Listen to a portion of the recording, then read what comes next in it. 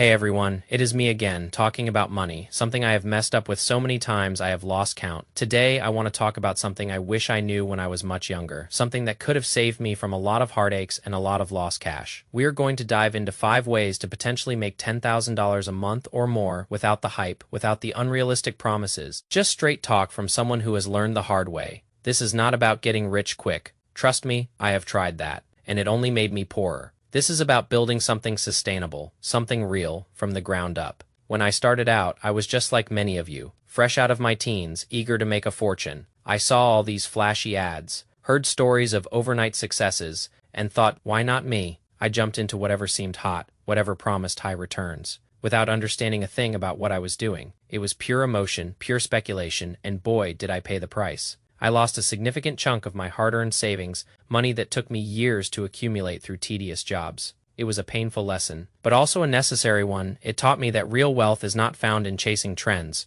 but in understanding fundamentals, in patience, and in a healthy dose of skepticism. So, here is the first strategy, and this is exactly what I did, and it is something I highly recommend if you are looking to stack some quick cash. This is about freelancing what you are already doing in your 9-to-5. This sounds incredibly simple, right? But it is effective. If you are in tech sales or any corporate 9-to-5 where you provide a service, you can take those skills, those services, and offer them to clients on your own. You are not reinventing the wheel. You are not starting a brand. New business from scratch. You are just leveraging the skills you already possess. For me, it was lead generation. I was good at it in my day job, so I started offering it to other businesses on the side. I remember thinking, can I really do this? The fear of stepping out on my own was immense. What if I failed? What if my boss found out? But the desire to earn more, to have more control over my time, pushed me forward. I started with a handful of clients, working evenings and weekends. Slowly, steadily, the income from my freelance work began to rival, and then surpass my regular salary. It was an eye-opening experience. It showed me that my skills had a market value beyond my employer, and that I could dictate my own terms. Most of the wealth I have managed to build came from this very approach. It allowed me to not only replace my job income, but to make even more, with significantly more time freedom, doing the exact same thing. The beauty of this is that it is a lot easier to get started than trying to build something completely new. You already have the expertise, the experience. You just need to package it and offer it to others. Now, let us move on to the second strategy. If your current job does not lend itself to freelancing, or if you are looking for something different, this one is for you. I recommend learning the skill set of sales and closing deals for other people's online businesses. Specifically, look for businesses with high-ticket products or services. Think coaching programs, specialized consulting, anything that commands a premium price. The idea here is that you earn a commission, typically between 20 to 25% for every deal you close. My mentors always told me, if you help other people get rich, they will be more than happy to pay you a good percentage of that. And it is true, when you are doing the legwork, connecting clients with valuable services, and facilitating sales, you are creating immense value for others. In return, you are compensated handsomely. This is not about being a slick salesperson trying to push unwanted products. It is about genuinely understanding a client's needs and matching them with a solution that truly helps them. Imagine working with an info product business, or someone selling high-end coaching programs in niches like fitness or dating. These are areas where people are willing to invest significantly to achieve their goals. I remember when I first heard about this, I was skeptical. Sales always seemed like a murky world to me, but I realized that good sales is really about good communication, empathy, and problem solving. It is a skill that takes time to develop, but it is incredibly rewarding. You can learn this with 3 to 6 months of practice, mock calls, good coaching, and being part of a supportive organization. You can become proficient. I will do a separate video on sales in the future because it is a skill that has profoundly shaped my entire life. Not just financially, but in every aspect of communication and negotiation. It is about getting wealthier people to recognize your value and pay you for it.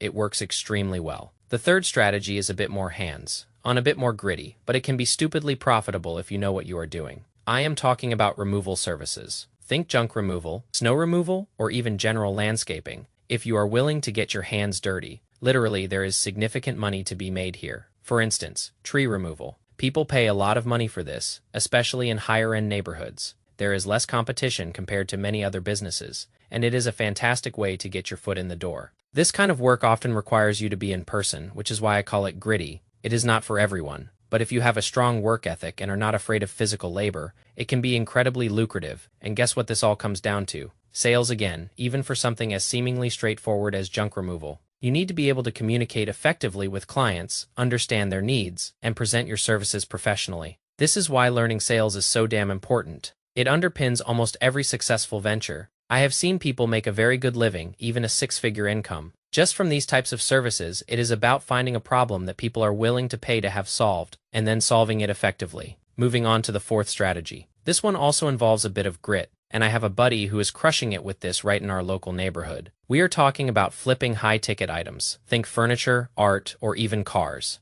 Now, cars might require some additional licenses and insurance, but it is not as crazy as it sounds. This is another 100% in-person endeavor. But if you do it right and you are selling the right items, it can be extremely profitable. $10,000 a month is not out of reach if you know what you are doing. The key here is finding valuable items at a low price and reselling them for a profit. You do not want to be dealing with a $100 chair. Look for big-ticket items. What if you do not have a couple of grand to fork up to buy these items up front? Here's a trick. Find someone who does, or even better, find the end buyer first. You can go to places like Facebook Marketplace or Craigslist. Spot an item, and if you are not interested in buying it yourself, approach the seller and say, "Hey, I might not be interested in this myself, but if I were to find a buyer for it, would you be willing to cut me a 25 or 30% commission?" Most owners would be happy to pay you. It is a no-brainer for them if you can facilitate the sale and match the buyer with the seller. Taking a cut in the middle, you are essentially providing a valuable service. There are marketplaces and platforms that facilitate this kind of arbitrage.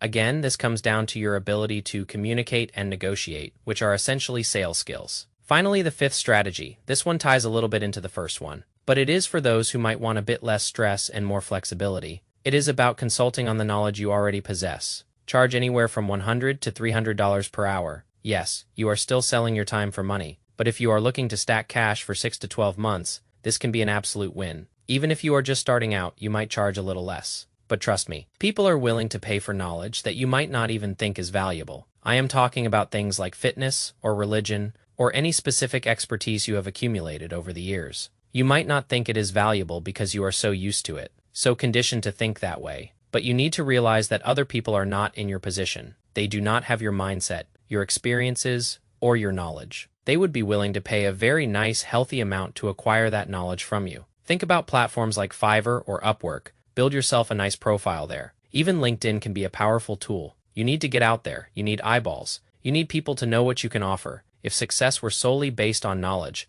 everyone would be a billionaire. Everyone would have a six-pack. But it is not. This world is based on eyeballs and attention. You need to get out there and let people know about you as a brand, as a person, and about the services and products you can sell. So to recap, these are 5 very lucrative ways to potentially earn $10,000 a month or more. First, freelance what you are already doing in your 9-to-5 second. If that is not an option, learn to close deals for other people's high-ticket online businesses. Third, consider the gritty but highly profitable world of removal services. Fourth, flip high-ticket items, acting as a middleman if you need to. And fifth, consult on the knowledge you already have, leveraging your unique expertise. I will be doing a separate, more in-depth video on the first strategy, as that is exactly how I built the majority of my wealth and net worth through the cash flow from a business doing that exact same thing. If you have any questions, please comment below or send me an email. I will link an email address here where I want to start taking direct questions. Thank you for your time.